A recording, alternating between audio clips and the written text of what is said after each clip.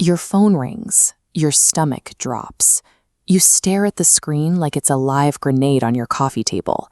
Meanwhile, your friend picks up on the first ring with unbothered confidence. Introverts don't automatically hate phone calls. In fact, standard personality labels don't explain why some people treat a call like a surprise ambush.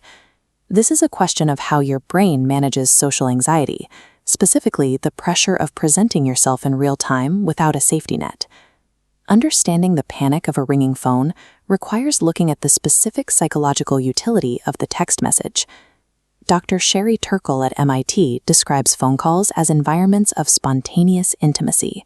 They are unfiltered and immediate. Someone asks you a question and you have roughly 3 seconds to respond before the silence feels heavy. Texting offers considered intimacy instead. It acts as a social pause button, giving you the space to draft, delete, and curate your response until it matches exactly how you want to be perceived. Psychologists link this preference to a high need for control. Texters aren't being antisocial, they are filtering their thoughts to avoid making a conversational mistake.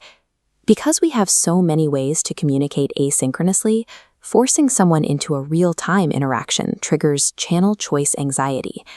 Demanding a phone call out of nowhere can feel as unnecessarily formal as demanding someone send a carrier pigeon. Texting functions as a defense mechanism designed to maintain control over a chaotic social landscape. We can view these choices through the lens of a daily social energy economy. Every interaction carries a specific cost. For neurotypical individuals, a phone call might cost 5 points.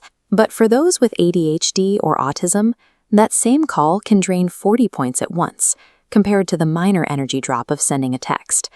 This drain is caused by the heavy cognitive load of the call itself. The brain is simultaneously decoding vocal tone, masking its natural communication style, and tracking a linear conversational thread. Texting removes several of these variables. It allows for non-linear processing, where you can respond to ideas out of order and take frequent breaks without overwhelming your nervous system.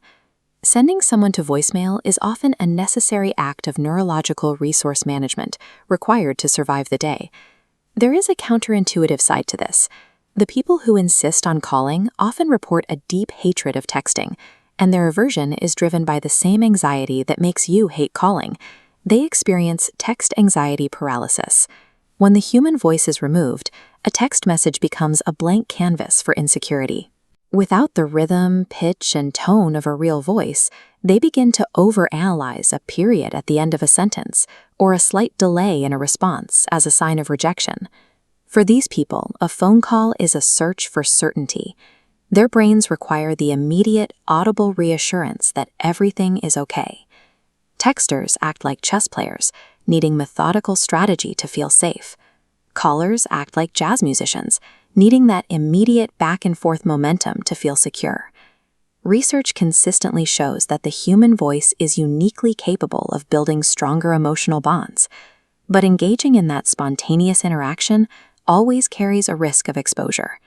Whether you are staring in dread at a ringing phone or spiraling over an unanswered read receipt, you are fighting the same fear of rejection. We are all just wearing different masks to manage our vulnerability.